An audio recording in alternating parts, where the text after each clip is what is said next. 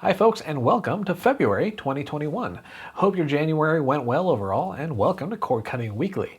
If you're new around here, well, again, welcome. This is the show where we wrap up the past week in cord cutting and streaming news. And this week, we're going to talk about AT&T and Cox contract disputes leading to blackouts, Comcast delaying data caps for some customers, new streaming options, and more. But first, of course, if you haven't done so already, please do consider clicking those like and subscribe buttons down below. You'd be joining a great community, and you'd be helping us create even more content for the future. And don't forget, we also have a news website as well, cordcuttersnews.com, which you can check out 24/7. And with that all being said, let's move straight to the news, starting with AT&T and Cox. Okay, first off, this situation is still evolving, but here on the day we're recording this episode, AT&T and Cox are still locked in a contract dispute. The two sides have been unable to agree on a new retransmission deal, and as a result, AT&T has dropped several Cox-owned channels from its DirecTV and AT&T TV services. And you can see a full list of affected channels on your screen right now. Now, as you might notice, some of those affected stations are CBS affiliates, which could be an issue for those hoping to catch the Super Bowl this weekend. Of course, things may change between now and Sunday, so again, be sure to check out cordcuttersnews.com for all the latest. In any case, we'll also have a handy guide for how to watch the big game, even if your local CBS channel is unavailable. And we'll have a link to that post down below in the video description once it goes live.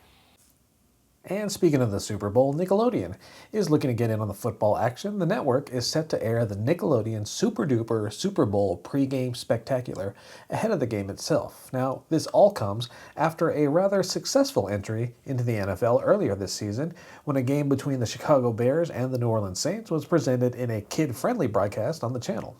The half-hour show kicks off at 8 p.m. Eastern and Pacific today, February 5th, and it'll be rebroadcast over the weekend ahead of the actual game on Sunday.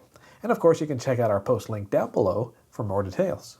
Free streaming service Pluto TV announced this week that it's adding a total of 5 more channels to its lineup. The service, which, by the way, recently earned the most votes from our readers for the best free streaming service, is adding more live news and sports options this week. On the news side, you'll get CBSN New York and CBSN Los Angeles, which makes sense given that this is a Viacom CBS-owned streaming service. As for the new sports options, you get Pluto TV Boxing and Pluto TV Pro Wrestling. Last but not least, if you're a fan of the TNT show Leverage, well, there's now a full-on channel dedicated specifically to that show, and you can check it out on channel 140 on Pluto TV. And again, those new additions should be live by now, so feel free to check them out. In Comcast news, the company announced it's upgrading its low-cost Internet Essentials program. Download speeds, in particular, will raise to 50 megabits per second. That's double what's currently offered. The rollout for the upgrade kicks off March 1st, and yes, the price will stay the same at $9.95 per month. The company also announced it's adding some 1,000 more lift zones. Now, those are dedicated areas where children can safely access Wi-Fi, which could be especially handy for those taking online courses without reliable internet at home. Comcast already has a few hundred such areas in place around local community centers and boys and girls clubs, and we're told we should expect more locations to pop up in the future. In other Comcast news, the company's plan to introduce data caps for its customers in the Northeast region has apparently met with some, shall we say, resistance. Now, you might recall, we reported that Comcast was looking to introduce data caps in the Northeast in early 2021, but a recent pushback, including from Pennsylvania's Attorney General, has apparently led to the company delaying that move. Now, the plan is to implement those data caps starting in July and making data usage info more prominent for customers. Additionally, those who qualify for the Internet Essentials program we talked about earlier will be exempt for at least 2021. And you can find out more details in the post link down below in the video description. And again, this particular move mostly affects states in the Northeast region, but there are exceptions.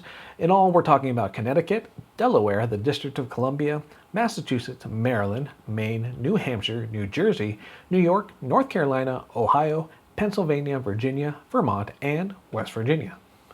Over on HBO Max, the streaming service recently had its first WarnerBros premiere of 2021, with the crime thriller The Little Things. The film, starring Denzel Washington, reportedly brought in around 1.4 million views during its opening weekend, with most of those coming on Saturday, where it was viewed 678,000 times. Meanwhile, in actual physical movie theaters, the film earned roughly $4.8 million, according to thenumbers.com.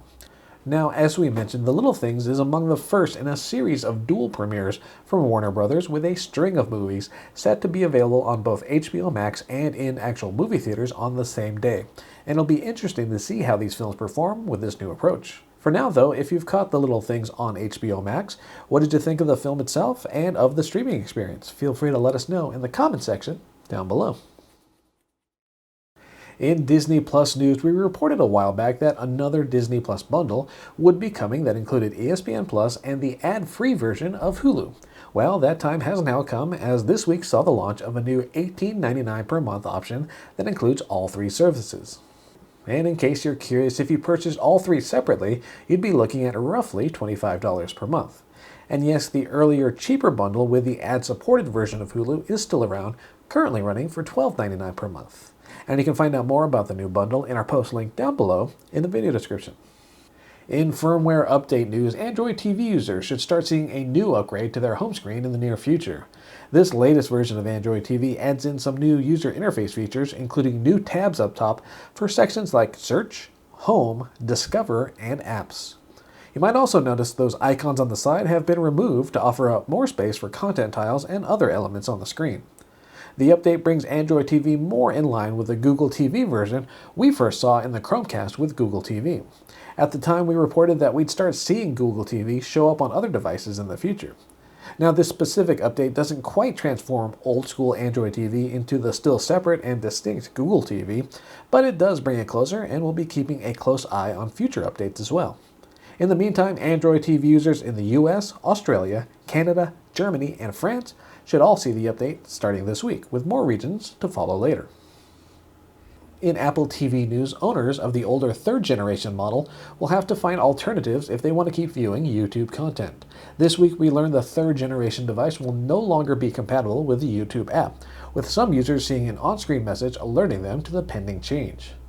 The third-gen model was released back in 2012 and heralded the arrival of 1080p resolution to the streaming device.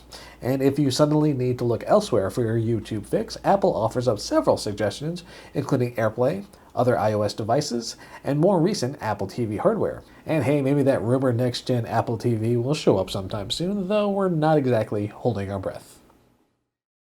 And last but not least, we recently asked our readers to recommend their favorite binge-worthy series, and we got back more than 100 options to choose from. So if you're looking for something to watch this weekend, check out the link down below in the video description to see what your fellow cord cutters and streamers have recommended. And that about does it for another week of cord cutting and streaming news. And if you'd like to follow along week to week and stay on top of the latest headlines, make sure you subscribe to our YouTube channel. And by the way, Cord Cutting Weekly isn't the only thing we do on this channel. On Wednesdays, our very own Jess hosts a live Q&A session with our viewers and subscribers. And then on Thursdays, we take a deep dive into specific subjects ranging from new hardware and streaming services to fancy new technology. And this week, we took a look at the Roku channel, that's Roku's own in-house streaming service. And you can find a link to that video down below in the video description. And then you can meet us right back here every Friday for Cord Cutting Weekly. And again, don't forget, we also have a news website, cordcuttersnews.com. For now, though, my name is Philip Palermo. Thanks again for tuning in. We'll see you next week. Take care.